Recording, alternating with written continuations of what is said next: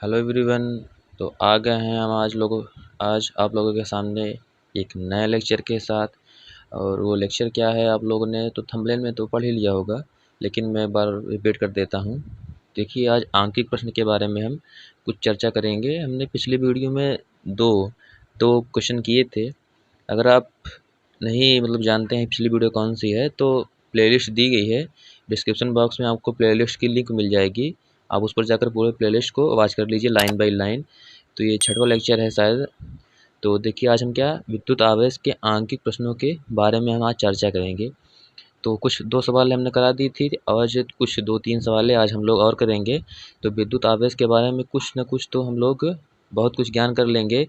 तो देखिए, अगर आप किसी टॉपिक को पढ़ रहे हैं, अगर इंटर में हैं आप लोग, किसी टॉपिक को पढ़ रहे हैं, तो उस पर सबसे ज़्यादा महत्वपूर्ण होता है कि आप उस पर किस प्रकार सवालें लगा रहे हैं। अगर आप सवालें लगाएंगे तो जानेंगे कि सवाल किस बेस से आती हैं। विद्युत आवेश के बारे में हर तरीके से ज्ञान रखने से कोई मतलब नहीं होता जब तक कि आप 10, 15, 20, 25 सवालें ना लगा लें। तो मैं कुछ सवालें बताऊंगा और उसके बाद आपको कुछ अपने से भी कुछ सवालें अलग से लगानी पड़ेंगी। तो आइए देखते हैं क्वेश्चन नंबर फर्स्ट हम क्या देखते हैं, पढ़ते हैं, इसको रीड करते हैं। देखिए, 7 की पावर, देखिए n की पावर 7 कितनी परमाणु संख्या इसकी 7 है। और देखिए, परमाणु भार इसका 14 है। नाभिक में आवेश की मात्रा कितनी होगी? तो परमाणु संख्या 7 हो गई और परमाणु भार इसकी द्रव्यमान संख्या 14 हो गई। तो 7 से हम क्या पता कर सकते हैं? 7 से पता कर सकते हैं हम कि नाभिक में कितने प्रोटॉन की संख्या हो गई। तो ये वाला सूत्र आप लोगों ने पढ़ा ही होगा कि किसी भी मान के चलिए किसी भी तत्व में उसकी जो परमाणु संख्या होती है वह उसके प्रोटॉनों की संख्या के बराबर होती है। तो इसलिए हम क्या लिख सकते हैं कि नाभिक में कितने इलेक्ट्रॉन हैं?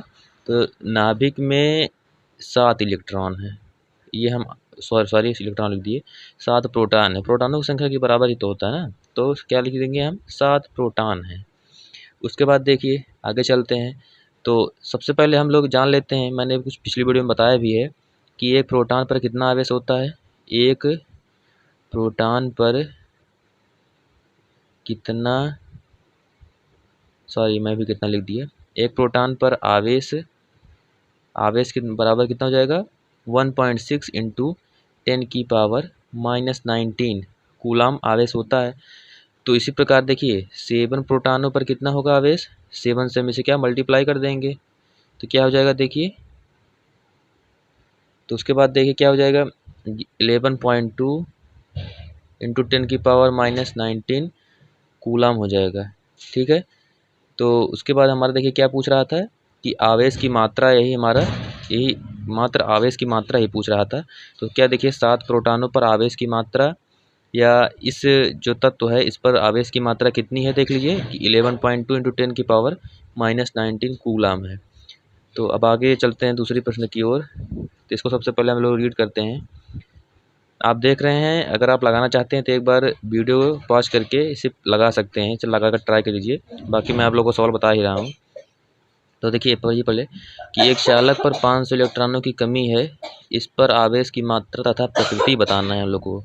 तो देखिए, एक किसी चालक है तो उस पर कितने 500 इलेक्ट्रॉनों की कमी है, 500 इलेक्ट्रॉनों की कमी है। तो क्या होगा, चालक से 500 इलेक्ट्रॉन निकलने पर उस पर 500 प्रोटॉन के धन आवेश, कि 500 प्रोटॉन धन आवेश क्या होंगे, बराबर उत्पन्न हो जाएगा। अगर हम किसी वस्तु से अगर 500 इलेक्ट्रॉन निकाल रहे हैं तो उस पर 500 प्रोटॉन ऑटोमेटिकली आ जाएंगे।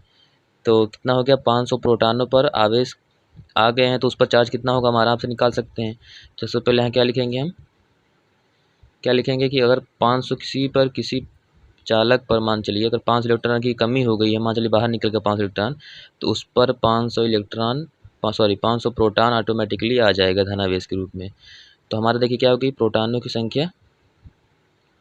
संख्या नंबर ऑफ प्रोटॉन्स क्या हो जाएंगे, यहाँ देखिए 500 हो जाएंगे, 500 हो जाएंगे। और एक प्रोटॉन पर कितना आवेश होता है,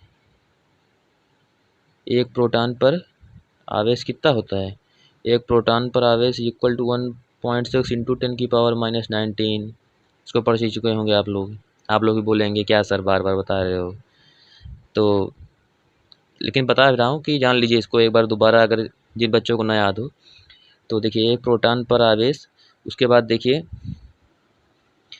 तो 500 प्रोटॉनों पर आवेश हमें निकालना है। तो यहाँ क्या लिख देंगे, 500 प्रोटॉन पर आवेश कितना हो जाएगा, 500 इंटू 1.6 इंटू 10⁻⁻19 कूलम हो जाएगा। और देखिए ये क्या हो जाएगा, गुणा होकर हमारा कुछ नियर दैट 8.10⁻⁻17 इतना ही आएगा। मैंने गुणा कर लिया है पहले से ही, तो आप लोग इसे गुणा करके चेक भी कर लीजिएगा। तो देखिए इतना उत्तर आएगा। और क्या हो गया कि इस पर आवेश की मात्रा तथा प्रकृति बताइए। तो इस पर कितने आवेश हैं, इस पर आवेश में यहाँ मालूम चल चुके हैं कि 8 इंटू 10⁻⁻17 कूलम है। तो क्या कर देंगे हम यहाँ, अतः इलेक्ट्रॉन की कमी हो जाने के कारण आवेश की प्रकृति क्या हो गई। तो मतलब जैसे कि 500 इलेक्ट्रॉन जब इस पर से निकाल लिए तो 500 प्लस इलेक्ट्रॉन इस पर आ गए, तो वो क्या हो गया, चार्ज धनावेशित तो हो गया ना। अगर इलेक्ट्रॉन निकल गए और प्रोटॉन आ गया तो क्या हो गया, वो धनावेशित हो गया। समझ गए ना आप लोग। वैसे आप लोग समझदार हो ही, 12th में पहुँच गए हो। तो धनावेशित हो गया ना, तो क्या लिखेंगे इसकी प्रकृति, प्रकृति की लिख देंगे प्रकृति के रूप में, प्रकृति हमारी धनावेशित हो गई। ठीक है। उसके बाद देखिए हम अगले सवाल पर चलते हैं। देखिए अगली सवाल क्या है हमारी, इसको हम रीड करते हैं। तो बड़े लग रही है देखने में, आइए पढ़ते हैं, कुछ पढ़ नहीं है। तो देखिए क्या है लिखा है, एक बिजली आघात की वापसी में देखिए 25 माइक्रोसेकंड तक 25 × 10⁻³ एम्पीयर की धारा का प्रवाह होता है। इस घटना में कितने आवेश का स्थानांतरण हुआ है। तो क्या देखिए क्या पूछ रहा है कि एक बिजली आघात हुआ 25 माइक्रोसेकंड तक, क्या हुआ 25 × 10⁻³ एम्पीयर धारा उसमें क्या हुई, प्रवाहित हो गई। तो इस घटना पर कितने आवेश का स्थानांतरण हुआ। तो यहाँ पे देखिए क्या पूछ रहा है हमारा, यहाँ पर भी आवेश की मात्रा पूछ रहा है। समझ रहे हैं ना, इस पर भी हमें क्या आवेश की मात्रा ही निकालनी है। ठीक है। तो उसके बाद देखिए आगे, तो इसको हम सॉल्व कैसे करेंगे।